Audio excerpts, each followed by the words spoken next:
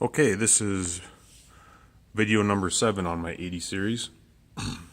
Been kind of slow getting to this video. I haven't been doing a whole lot of stuff to it that's, I don't know, action-packed, I guess. Been a lot of little detail work. I did add some, I got rid of the stock wheels and tires. So, got these wheels from a new 4Runner. I got them on Craigslist, got a pretty decent deal on them. They're in really good shape. And then I got just a little bit taller tire. They're about 32 inches tall, measured. I didn't want to go too big because I didn't want to lose in the up travel, and I was a little concerned about rubbing. But I'm pretty happy with how they look.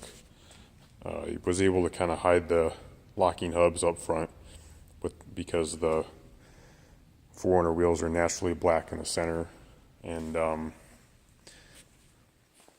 then for the full floater axle flange, I just cleaned. It's kind of dirty right now. It's been raining a lot here, but I just cleaned it up really good and put some nice paint on it. Went with black lug nuts, and then I'm still running the 1.5" spacers, which give it the stance that I'm pretty happy with. So the huge obstacle though that I did overcome was that I did pass state emissions. So now I have state plates and I don't have to run out of state plates anymore. That also increases the value quite a bit. So what I did was I added a secondary fuel sender in the tank just for the GM ECU. So there's one sender in the tank that sends a signal to the Toyota fuel gauge, and there's another sender in the tank that goes to the GM ECU, because the GM ECU needs a fuel tank level signal in order to run the evap system. And then the other issue I was having was getting the O2 sensor monitor in the ECU to pass. So I looked at live data of the O2, the rear O2 sensors, and I noticed the voltage readings were a little high.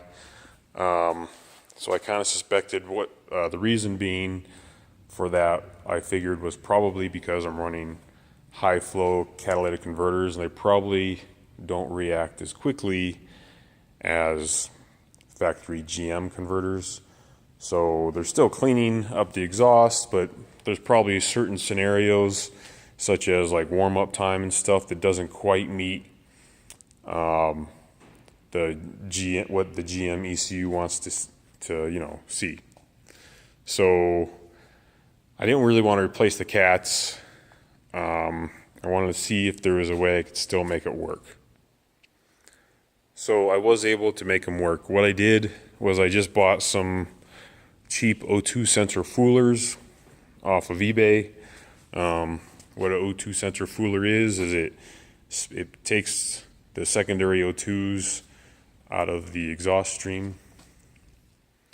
And so I wasn't 100% sure it would work because I've never used O2 sensor foolers before. But anyways, so the O2 sensor foolers are basically just a spacer that goes between the exhaust and the O2 sensor. And instead of being free flowing, they also just have a small little port on them that allows just a little bit of exhaust gas to the O2 sensor. And then in addition to that, I packed the foolers with steel wool. And then I installed the secondary O2 sensors on top of that. And then I took it for a spin, and then boom, right away, maybe a mile down the road, the O2 monitor passed. So then all I did is just pull the foolers out, put the O2 sensors back in normally, and then it doesn't kick a code or anything. It just, for actually passing the monitor from here on out, I'll have to put the foolers in real quick, which is a little bit of a hassle, but my O2 sensors are pretty easy to get to, and I don't know, it's kind of a small price to pay for running high flow converters. So if the converters end up being a pain ultimately, then I'll just swap them some, normal catalytic converters. It's not really that big of a deal. So I got room to switch out different converters in if I need to, but it should be fine. And then the other thing I'm doing is the wiper motor on the 91 and 92s at least. I'm not sure on 93 or anything, but they have a 4-pin plug right here. And later model 80 series moved up to a 5 pins. This one's it's got a blank pin that's not used. So I tried some used motors, and they're all real sluggish or barely work at all. So the only motors that Toyota still has available is the 5-pin. So now I got to convert my pigtail or my harness to the 5-pin, which isn't really a big deal. I didn't even look up the schematic really, honestly. I just kind of winged it. And so what you have on the factory wires in the original harness are blue and red, blue and yellow, blue and green, and blue. So and then this on the newer pigtail, I have green, white and black, blue and red, blue, and blue and yellow. So the white and black just needs to go to a ground. So I'm just going to ground that to one of the bolts, right, that mounting bolts on the wiper motor. And then green just goes to blue and green, blue and red to blue and red, blue to blue, blue and yellow to blue and yellow. So pretty simple. I just had to find someone with an 80 series. They were parting out with the FJ-80, and I had them cut this pigtail off. So yeah, so I'll get that on there. And now that the cruiser has passed emissions, I can really start buttoning up the rest of the wiring harness, getting it cleaned up a little bit. I bought some plastic covers that go over the headlights because I got so much time in these headlights, and they're kind of one-off, that if a big rock hits them and smashes them, I'm going to be pretty upset. So I thought about doing like a clear broad type deal, but that's not very robust when it comes to rocks hitting glass. So I got these polycarbonate lenses that are hard, fairly thick, and I'll see if that works without looking too stupid. So other than that, I've just been driving it, enjoying it,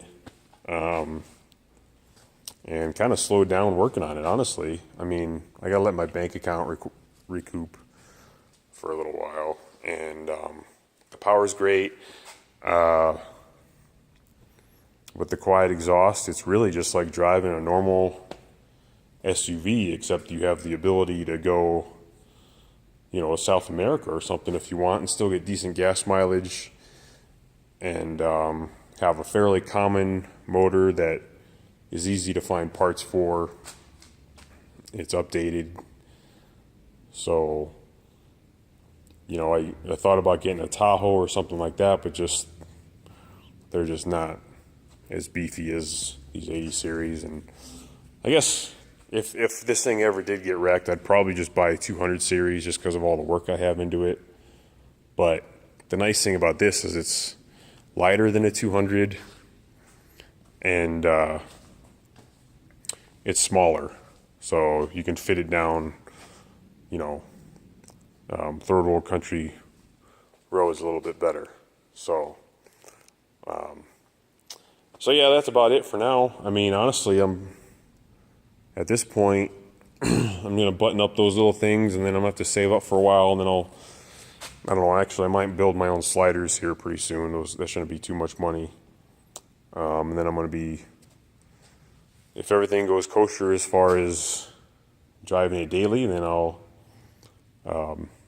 sell my current daily driver that I've been driving for a while. So, and then with that money I can get a roof rack and different bumpers if I want or whatever, but no hurry on that stuff.